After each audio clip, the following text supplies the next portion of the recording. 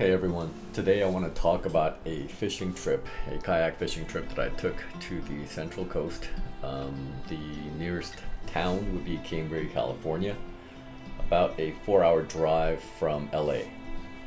The scenery is absolutely stunning, rugged, beautiful, remote, and as you might imagine, the fish up there see much less pressure. But I should warn you that everything up there is amplified. The oceanic conditions like the swells and the wind completely amplified. There is very little boat traffic. There's often a ton of fog. So if you get into trouble, you're much less likely to quickly receive help. You should never take off your PFD, and at the bare minimum, you have to have some kind of navigational GPS system as well as a marine radio. If the fog rolls in, and it often does, you will lose sight of shore, let alone being able to see 100 feet in front of you. If you toss your kayak, the water temperatures typically never exceed like 50s, okay? And there is a healthy population of great white sharks up there. Furthermore, there are no safe harbors up there, so every launch and landing is done from a beach. So this is what a successful surf launch might look like, but understand that this guy is a local and is experienced with this area.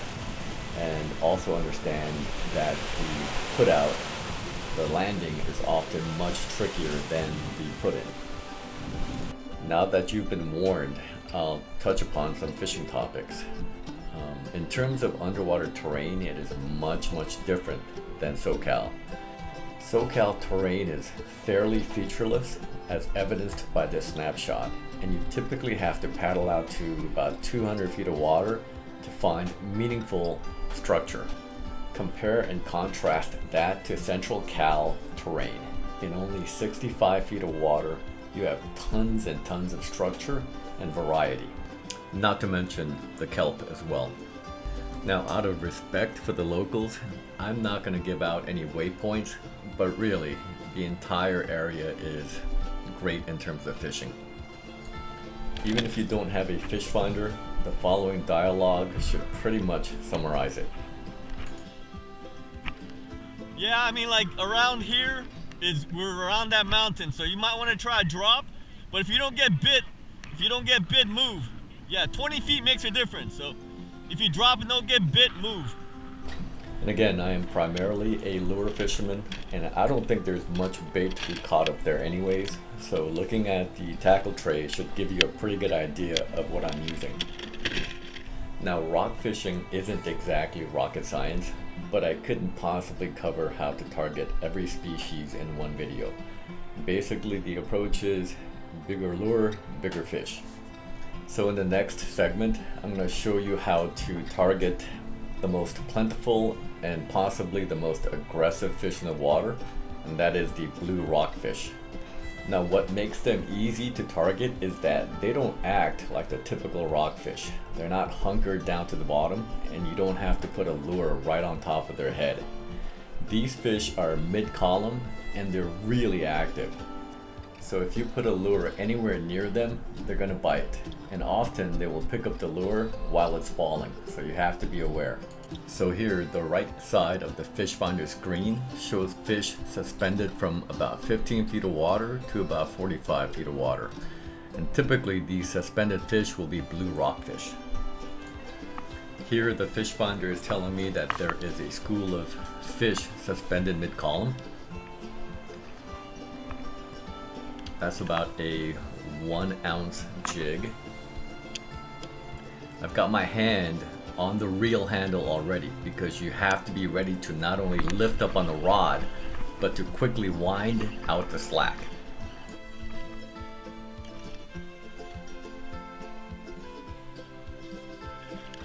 Now this happens to be a smaller model, but there are many fish dispersed in the school that are in the 2-pound range. Here's a nice olive rockfish coming up, I think. The variety up there is just incredible. On any given day, you could catch half a dozen species. Here I'm getting ready to land. If there's anything that's valuable to you that you don't want to lose or get broken, you should disconnect it and stow it away.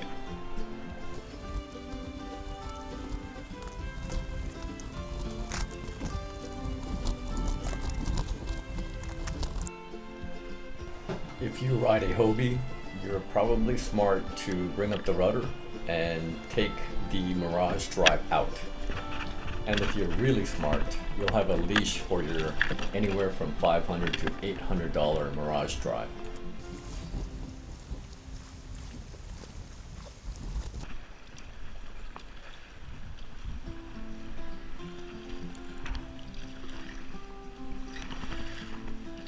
Now as I approach the beach, my head is on a swivel and I'm trying to time the sets and looking out for any sneaker waves. Right here, I put it in reverse so I can let a wave go by. But once I commit, I paddle hard. And I don't wait until the kayak is beached to launch myself out. These conditions are pretty benign, but the GoPro has a tendency to flatten things out, and so the landing looks a little bit easier than it actually was.